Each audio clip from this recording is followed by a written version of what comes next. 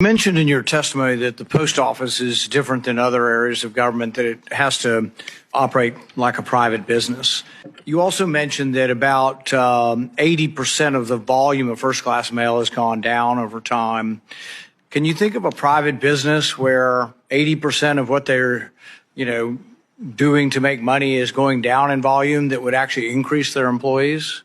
Yeah. So, Senator, you keep asking. I mean, I didn't make the laws that organize the United States Postal Service.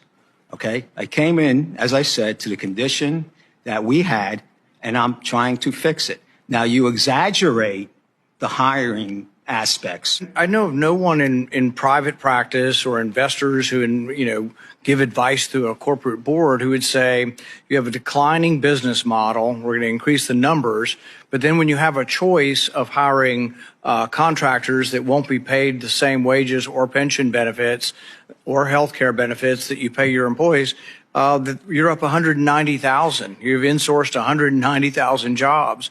And it's just sort of inexplicable.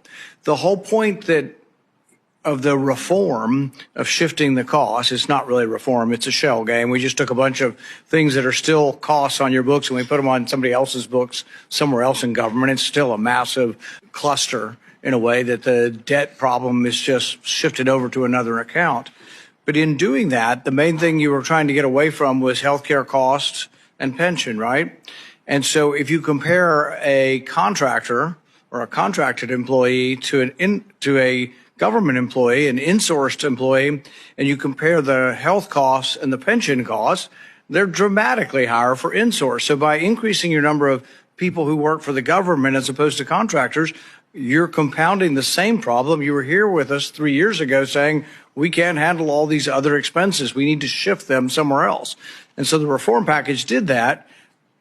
But in contrast, then you could continue to hire more people instead of saying, well, we have all these extra costs associated with government labor. Why don't we hire labor outside of the government and use contractors? So in isolation on one element,